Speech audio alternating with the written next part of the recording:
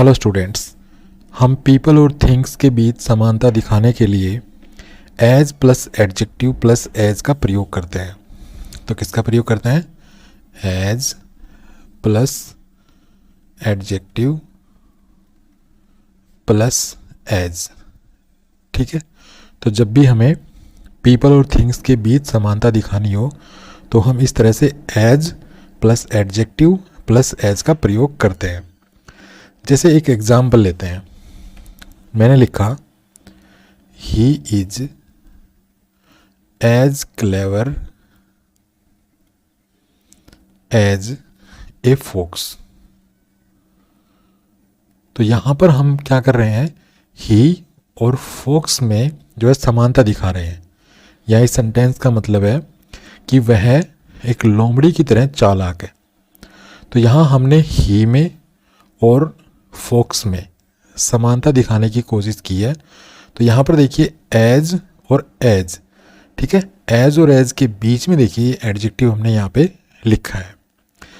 और यहाँ पर जो एज और एज के बीच में ये जो एडजेक्टिव हम लिखते हैं ये इसकी पॉजिटिव फॉर्म में होता है। मतलब इसको हम कंपैरेटिव या सुपरलेटिव फॉर्म में नहीं लिखते, बल्कि यहाँ पर हम इसको पॉजिटिव फॉर्म में लिखते हैं। ठीक है, जैसे हम जानते हैं कि एडजेक्टिव की 3 फॉर्म्स होती हैं, पॉजिटिव, कंपैरेटिव और सुपरलेटिव। तो यहाँ पर एज और एज के बीच में हम जो भी एडजेक्टिव लिखेंगे वो पॉजिटिव फॉर्म में होगा। ठीक है, तो एक तो ये पॉइंट है। एक और सेंटेंस लेते हैं, जैसे मैंने लिखा he drove as fast as his brother. He drove as fast as his brother. अब यहाँ पर हम ही और उसके ब्रदर, ठीक है, ही और उसके भाई में समानता दिखा रहे हैं। लेकिन यहाँ पर हम जो है ही और उसके भाई के एक्शन में समानता दिखा रहे हैं। ठीक है, एक्शन क्या है? ड्राइव करना। मतलब ही भी ड्राइव करता है और उसका भाई भी ड्राइव करता है। लेकिन फास्ट ड्राइव कौन करता है? फास्ट ड्राइव करता है ये ही।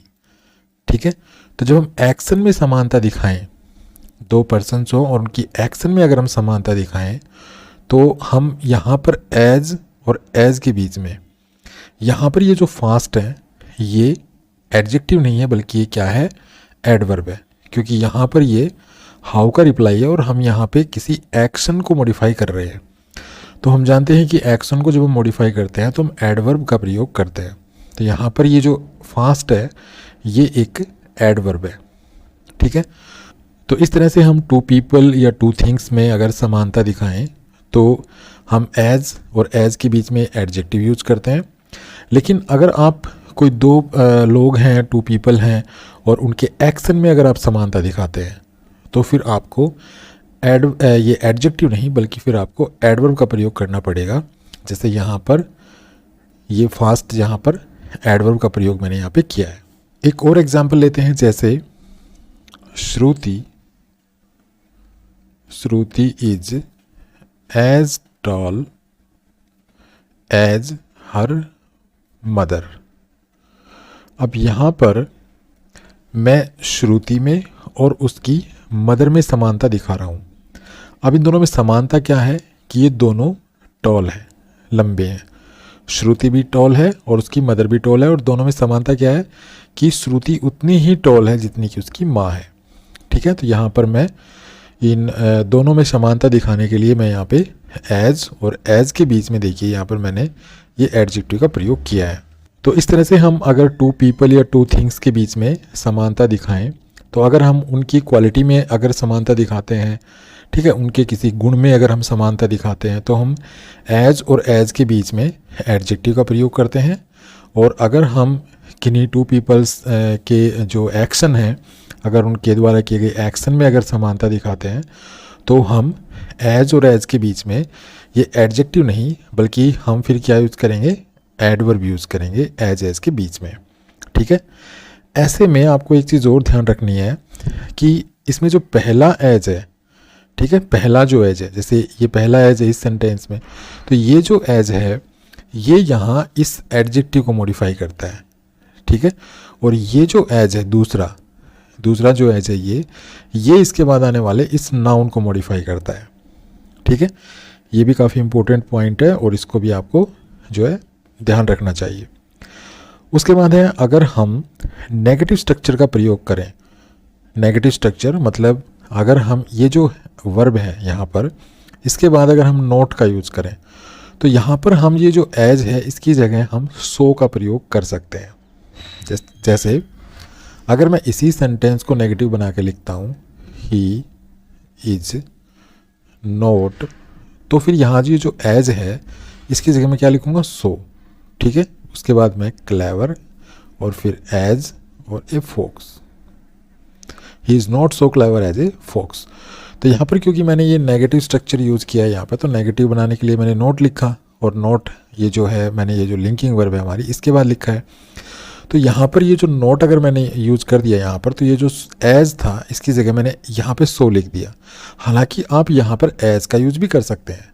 ठीक है, तो यहाँ पर मैं इसको ऐसे भी लिख सकता हूँ he is not as clever as a fox. तो आप यहाँ पे एज भी यूज़ कर सकते हैं और यहाँ पर आप सो भी यूज़ कर सकते हैं नेगेटिव स्ट्रक्चर में।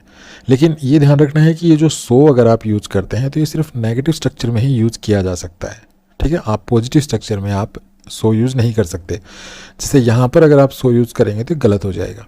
ठीक है, इस एग्जाम्पल में अगर आप यहाँ पे सो यूज़ करेंगे तो ये गलत हो जाएगा क्योंकि ये नेगेटिव स्ट्रक्चर यहाँ पे नहीं है। ठीक है, तो इस चीज़ को भी आपको ध्यान रखना है। उसके बाद है अगर एडजेक्टिव के बाद मान लीजिए हमने यहाँ पे एज लिखा और फिर एक एडजेक्टिव लिखा। ठीक है, और उसके बाद फिर हमने एज लिखा यहाँ पे। ठीक है, मतलब एज और एज के बीच में हमने एडजेक्टिव लिखा और ये जो एडजेक्टिव है इस एडजेक्टिव के बाद में कोई काउंटेबल सिंगुलर नाउन आ जाता है। ठीक है, यहाँ पे मान लीजिए कोई नाउन आ गया और वो नाउन क्या है, वो काउंटेबल सिंगुलर नाउन है, काउंटेबल नाउन है और वो सिंगुलर नंबर में है। ठीक है, अगर ऐसा कोई नाउन आ जाता है तो उस नाउन से पहले हम इंडेफिनेट आर्टिकल का प्रयोग करते हैं। ठीक है, यहाँ पे अगर ये नाउन आ गया यहाँ पे कोई, तो इस नाउन से पहले हम इंडेफिनेट आर्टिकल का प्रयोग करेंगे। अब इंडेफिनेट आर्टिकल क्या होती है, ए या एन। चलिए एक एग्जांपल लेते हैं। जैसे मैंने लिखा he is as good, he is as good a cook as his wife. अब यहाँ पर क्या हुआ कि यहाँ पर देखिए मैंने एज लिखा और एज के बाद यहाँ पे देखिए एज है। ठीक है, और यहाँ पर देखिए ये गुड जो है ये एडजेक्टिव है, तो ये हो गया एज, ये हो गया एज और ये हो गया मेरा एडजेक्टिव। ठीक है, ये मेरा यहाँ एडजेक्टिव हो गया। अब एडजेक्टिव के बाद में देखिए यहाँ पर ये कुक, ये जो कुक लिखा हुआ है ये नाउन है। ठीक है, ये नाउन है। तो यहाँ पर ये देखिए एज और एज के बीच में इस एडजेक्टिव के बाद ये यहाँ पे नाउन आ गया। तो नाउन से पहले देखिए इंडेफिनेट आर्टिकल है, ए आर्टिकल है यहाँ पर। ठीक है, तो आप यहाँ पे ए और एन में से जो है जो इंडेफिनेट आर्टिकल होती है वो आप यहाँ पे यूज़ करेंगे। अगर आपने ये आर्टिकल यूज़ नहीं किया तो सेंटेंस हो जाएगा आपका गलत। ठीक है, तो ये भी काफ़ी इंपॉर्टेंट पॉइंट है यहाँ पर। उसके बाद है कि हम कई बार क्या होता है कि हम एज और फिर यहाँ पर एज, ठीक है, मतलब एज और फिर एक बीच में हम कोई वर्ड लिखेंगे और उसके बाद जो है हम एडजेक्टिव का यूज़ करते हैं। ये यहाँ पे एडजेक्टिव का यूज़ करते हैं बाद में, मतलब एज के बाद हम एडजेक्टिव का यूज़ करते हैं। तो यहाँ पर ये जो ब्लैंक है मतलब एज के बीच में, तो एज के बीच में यहाँ पर कोई ना कोई हम एडवर्ब लिखेंगे फिर। ठीक है, एडवर्ब मतलब एज या एज के बाद अगर हम एडजेक्टिव लिखते हैं तो यहाँ पर कोई ना कोई या तो एडवर्ब आएगी या कोई नाउन आ सकता है। ठीक है, जैसे एक एग्जाम्पल लेते हैं हम। एग्जाम्पल है do it as soon as possible. Do it as soon as possible. अब यहाँ पर देखिए ये एज है और ये एज है और एज के बाद देखिए इस शब्द को, ये जो लिखा हुआ है पॉसिबल, ये क्या है, ये यहाँ पे एडजेक्टिव है। तो यहाँ पर हम एज और एज, ठीक है, इसके बाद एडजेक्टिव यूज़ कर रहे हैं। तो यहाँ पर ये जो एज के बीच में लिखा हुआ है, देखिए इसको सोन, ये यहाँ पे क्या है, एडवर्ब है। तो इस तरह से अगर आप एज के बाद एडजेक्टिव यूज़ करते हैं तो फिर एज के बीच में या तो कोई एडवर्ब हो सकती है या कोई नाउन हो सकता है, मतलब एडजेक्टिव नहीं होगा। नेक्स्ट है, अगर आप एज और एज के बाद एडजेक्टिव लिखते हैं और इस एडजेक्टिव के बाद फिर एज लिखते हैं और यहाँ पर फिर आप अगर कोई प्रोनाउन यूज़ करते हैं यहाँ पर, ठीक है, यहाँ पर अगर आप कोई प्रोनाउन यूज़ करते हैं तो वो प्रोनाउन सब्जेक्टिव केस में होगा, मतलब वो सब्जेक्टिव प्रोनाउन होगा। तो प्रोनाउन अगर यूज़ करेंगे तब की बात है ये, ठीक है। अभी हमने लास्ट एग्जांपल्स में देखिए नाउन यूज़ किया है, तो यहाँ पर देखिए हमने एज लिखा था और एज के बाद फिर ये एज लिखा था, ठीक है, और एज के बीच में एडजेक्टिव लिखा था और इस एज के बाद देखिए हमने यहाँ पे फोक्स यूज़ कर रखा है जो कि नाउन है। यहाँ पर भी देखिए इस एज के बाद ब्रदर लिखा था, तो ये ब्रदर भी नाउन है। तो नाउन अगर यूज़ करें तो कोई प्रॉब्लम नहीं है, लेकिन अगर हम प्रोनाउन यूज़ करें, तो प्रोनाउन अगर यूज़ करेंगे यहाँ पे, तो ये जो प्रोनाउन होगा ये सब्जेक्ट प्रोनाउन होगा, ठीक है, ये सब्जेक्ट प्रोनाउन होगा यहाँ पर। चलिए एक एग्जांपल लेते हैं, जैसे श्रुति, श्रुति सिंग्स एज ब्यूटीफुली, श्रुति सिंग्स एज ब्यूटीफुली एज मी। अब यहाँ पर ये सेंटेंस गलत है। क्यों गलत है? क्योंकि यहाँ पर मैंने एज लिखा और एज लिखा और एज के बीच में यहाँ पर देखिए ब्यूटीफुली वर्ड है, ये ब्यूटीफुली एडवर्ब है। अब यहाँ पर तो एडवर्ब सही है क्योंकि हम श्रुति और मेरे एक्शन को जो है कंपेयर कर रहे हैं, एक्शन में समानता दिखा रहे हैं। कौन सा एक्शन? गाना गाने का। श्रुति भी गाना गाती है, मैं भी, लेकिन श्रुति जो है उतना ही ब्यूटीफुली गाना गाती है जितना कि मैं, ठीक है। तो हम दोनों के एक्शन में यहाँ पे समानता दिखाई जा रही है। तो क्योंकि यहाँ पे एक्शन में समानता दिखाई जा रही है तो यहाँ पर ये एडवर्ब का प्रयोग तो ठीक है, यहाँ पर तो कोई प्रॉब्लम है नहीं। लेकिन जैसा कि मैंने आपको बताया कि हम जब एज, एडजेक्टिव और फिर एज, यहाँ पर देखिए, यहाँ अगर एक्शन को अगर हम कंपेयर करेंगे, मतलब एक्शन के पॉइंट ऑफ व्यू से अगर हम जो है समानता दिखाते हैं किन्हीं टू पीपल में, तो यहाँ पर हम एडजेक्टिव की बजाय आप एडवर्ब भी यूज़ कर सकते हैं, ठीक है। यहाँ पे एडवर्ब का प्रयोग किया जाएगा और आप एक्शन में समानता दिखा रहे हैं। लेकिन आप टू पीपल्स के बीच में अगर उनमें कॉमन क्वालिटी को लेकर समानता दिखा रहे हैं तो फिर आप एडजेक्टिव यूज़ करेंगे, ठीक है। तो यहाँ पर ब्यूटीफुली जो है एक एडवर्ब है, ये एडवर्ब हो गई। तो यहाँ पर आप देखिए ये एज है और यहाँ पर ये एज है और इस दूसरा जो एज है ये, इसके बाद देखिए प्रोनाउन यूज़ कर रखा है। तो यहाँ पर मैंने क्या बताया था कि दूसरा जो एज है इसके बाद अगर आप प्रोनाउन यूज़ करेंगे तो यहाँ पर सब्जेक्ट प्रोनाउन का प्रयोग होगा। तो यहाँ पर ये जो मी है ये ऑब्जेक्ट प्रोनाउन मैंने लिख दिया, तो यहाँ पे गलत हो गया। तो इस सेंटेंस को अगर मैं सही करूँगा तो मैं इसको ऐसे लिख सकता हूँ, Shruti sings as beautifully as I, ठीक है, ऐसे लिख सकता हूँ मैं यहाँ पे मैं। और दूसरी जो वर्ब है डू, ये जो क्योंकि सब्स्टिट्यूट वर्ब्स होती है तो इसको भी यूज़ कर सकता हूँ मैं, ठीक है। तो Shruti sings as beautifully as I do, तो यहाँ पे एज के बाद ये जो प्रोनाउन है ये यहाँ पे अब सब्जेक्ट प्रोनाउन है। तो इस तरह से जब आप एज और एज के बीच में कोई एडजेक्टिव यूज़ करते हैं, एडवर्ब यूज़ करते हैं, तो दूसरा जो एज होता है उसके बाद अगर आप कोई प्रोनाउन यूज़ करते हैं, देखिए नाउन यूज़ करते हैं तो कोई प्रॉब्लम है नहीं, लेकिन अगर आप प्रोनाउन यूज़ करते हैं तो वो प्रोनाउन कैसा होना चाहिए? वो सब्जेक्टिव केस में होना चाहिए, वो सब्जेक्ट प्रोनाउन होना चाहिए। नेक्स्ट है हम एज प्लस मच या मैनी, ठीक है, हम एज के बाद मच या मैनी रखेंगे और उसके बाद एज रखेंगे। ये जो स्ट्रक्चर है इसका प्रयोग हम क्वांटिटी बताने के लिए भी कर सकते हैं। जैसे एग्जांपल देखिए, he gave me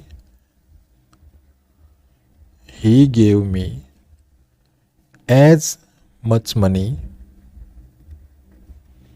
he gave me as much money as I demanded। ये यहाँ पे मैंने लिखा डिमांडेड, ठीक है। एक और एग्जाम्पल लिखते हैं, we need as many computers as possible. ठीक है, तो यहाँ पर मैंने ये दो एग्जाम्पल लिखे। तो इन एग्जाम्पल्स को अगर हम एनालाइज करें तो यहाँ पर देखिए मैंने क्या कहा था कि हम एज और एज के बीच में हम मच या मैनी यूज़ कर सकते हैं, लेकिन ये जो मच और मैनी है इनके बाद हम कोई नाउन भी यूज़ करेंगे। ठीक है, और फिर हम क्वांटिटी बता सकते हैं।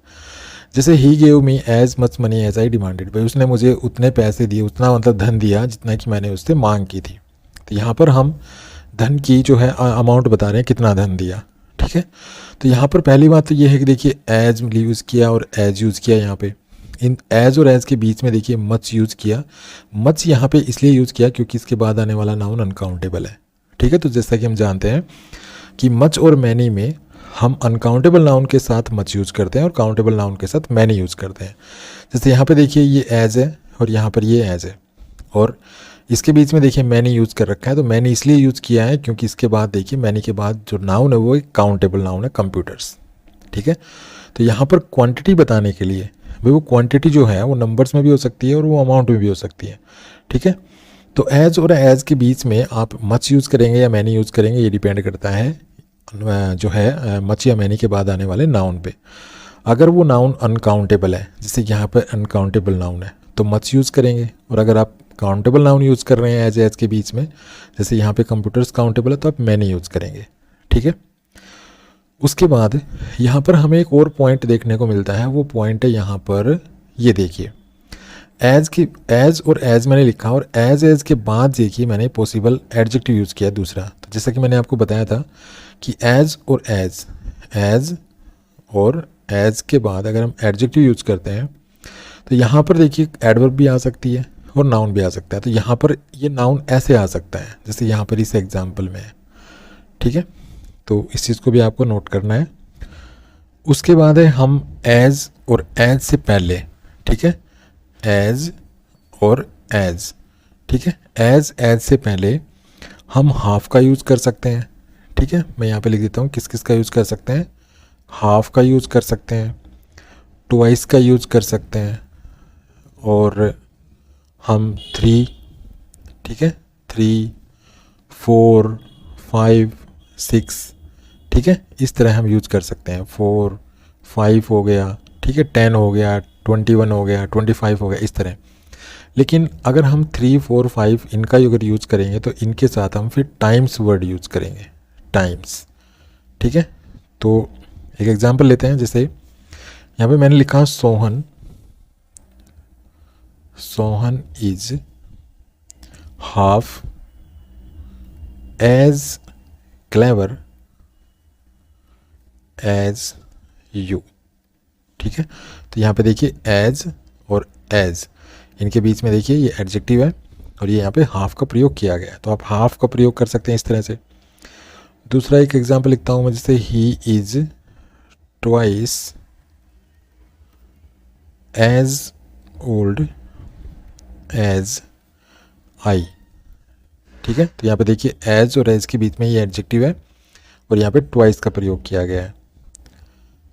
उसी प्रकार से the watch is 3 times as costly as I expected। तो यहाँ पर देखिए एज और एज के बीच में ये एडजेक्टिव है और इसके बीच में देखिए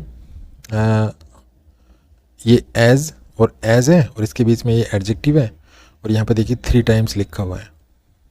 ठीक है, तो यहाँ पर आप इस तरह भी यूज़ कर सकते हैं। उसके बाद है आप एज और एज के बीच में एडजेक्टिव यूज़ करके, और यहाँ पर इस एज से पहले, ये जो फर्स्ट एज है इससे पहले आप कुछ और शब्द भी यूज़ कर सकते हैं, जैसे कि आप नियरली यूज़ कर सकते हैं। ठीक है, यहाँ पे मैं लिख देता हूँ, जैसे नियरली यूज़ कर सकते हैं। उसके बाद है आप नॉट नियरली यूज़ कर सकते हैं, नॉट नियरली। उसके बाद है आप ऑलमोस्ट यूज़ कर सकते हैं, ऑलमोस्ट के बाद आप जस्ट यूज़ कर सकते हैं, जस्ट के बाद आप नथिंग लाइक यूज़ कर सकते हैं, ठीक है, नथिंग लाइक। नथिंग लाइक के बाद आप एग्जैक्टली यूज़ कर सकते हैं, और एग्जैक्टली के बाद आप जो है नॉट क्वाइट यूज़ कर सकते हैं, नॉट क्वाइट, और एवरी बिट यूज़ कर सकते हैं। तो अगर इस तरह से एज और एज के बीच में एडजेक्टिव या एडवर्ब दे रखी हो, और इस एज से पहले जो पहला एज है इससे पहले अगर इन शब्दों में से कोई शब्द दे रखा हो, तब कंफ्यूज ना होइए, ये यहाँ पे सही होते हैं, ठीक है। जैसे एग्जाम्पल के द्वारा मैं आपको ये यूज़ करके दिखाता हूँ। जैसे एक एग्जाम्पल लिखा मैंने, it is not nearly, it is not nearly as cold as yesterday, ठीक है। तो यहाँ पर आप देखिए, यहाँ पर क्या हो रहा है, यहाँ पर एज और एज के बीच में ये एडजेक्टिव है, और इससे पहले देखिए नॉट नियरली का प्रयोग किया गया है, ठीक है। चलिए दूसरा एग्जाम्पल लेते हैं। दूसरा एग्जाम्पल है जैसे he is just as honest as ever, as ever. अब यहाँ पर भी देखिए एज और एज के बीच में ये एडजेक्टिव है, और इससे पहले देखिए जस्ट का यूज़ किया गया है, ठीक है। और मैंने यहाँ पे बताया था आपको कि जस्ट यहाँ पे ये रहा, तो इस तरह से हम जस्ट का यूज़ भी कर सकते हैं। उसके बाद और एग्जांपल लिखते हैं, जैसे she is nothing like, she is nothing like as cruel, she is nothing like as cruel as everyone says, everyone says. तो यहाँ पर भी देखिए एज और एज के बीच में ये एडजेक्टिव लिखा मैंने, और इस एज से पहले देखिए नथिंग लाइक का यूज़ किया गया है, ठीक है। तो इस तरह से जो आप एज प्लस एडजेक्टिव या एडवर्ब और फिर प्लस एज, मतलब ये स्ट्रक्चर यूज़ करते हैं, तो ऐसे में जो पहला एज है इससे पहले आप इन शब्दों का यूज़ कर सकते हैं। तो अगर आप किसी सेंटेंस में अगर इन शब्दों को आप देखते हैं तो इनको गलत ना माने, ठीक है। ऐसा पॉसिबल है कि मतलब इनका हम यूज़ कर सकते हैं पहले एज से पहले। और यहाँ पर आप एक चीज़ और देखने को मिली होगी आपको कि आप यहाँ पे देखिए एज और एज, ठीक है, और इन दोनों के बीच में एडजेक्टिव, तो यहाँ पर आप एडवर्ब भी यूज़ कर सकते हैं। देखिए यस्टरडे एडवर्ब है जैसे यहाँ पे, ठीक है। और यहाँ पे देखिए, यहाँ पर ये एवर जो है ये भी एडवर्ब है, तो आप एडवर्ब भी यूज़ कर सकते हैं इस स्ट्रक्चर में। कई बार क्या होता है कि एज और एज इस तरह से हम यूज़ करते हैं, और उसके बाद कोई एडजेक्टिव होता है यहाँ पे, ठीक है। और ये जो एडजेक्टिव होता है इसके बाद, ये एडजेक्टिव होता है इसके बाद कोई इन्फिनेटिव होता है, ठीक है। तो यहाँ पर तो हम क्या करते हैं, टू इन्फिनेटिव यूज़ करते हैं, टू इन्फिनेटिव, ठीक है। तो टू इन्फिनेटिव यूज़ कर लिया, लेकिन इस एज के बाद अगर कोई दूसरा इन्फिनेटिव यूज होता है तो फिर वो हम बेयर इन्फिनेटिव यूज करते हैं।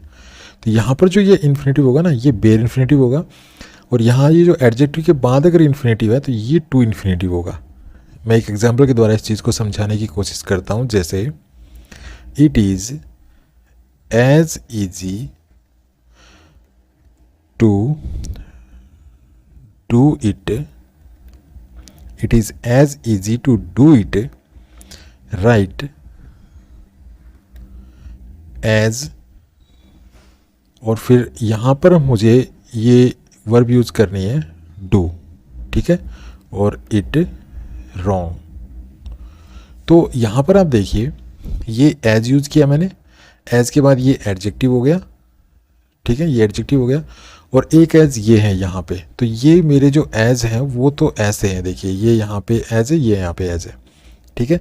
तो एज और एज, ठीक है, ये एज के बीच में ये एडजेक्टिव हो गया, और इसके बाद देखिए ये टू इन्फिनेटिव है, ठीक है। तो इस तरह से एज और एज के बीच में अगर एडजेक्टिव के बाद हम इन्फिनेटिव यूज़ करते हैं तो वो टू इन्फिनेटिव होता है, तो जिससे यहाँ पे टू इन्फिनेटिव है। लेकिन अगर इस बाद वाले एडजेक्टिव के बाद फिर हम कोई इन्फिनेटिव यूज़ करते हैं तो बेयर इन्फिनेटिव होगा। तो बेयर इन्फिनेटिव होगा तो हम यहाँ पे क्या यूज़ करेंगे, डू, ठीक है। तो इस पॉइंट को भी अब याद रखिए, ये भी काफ़ी इंपॉर्टेंट पॉइंट है। तो कैसा लगा ये वीडियो? अगर वीडियो अच्छा लगा तो प्लीज़ को लाइक कीजिए, शेयर कीजिए, चैनल को सब्सक्राइब करना ना भूलें। Thanks for watching this video. Happy learning. Bye bye.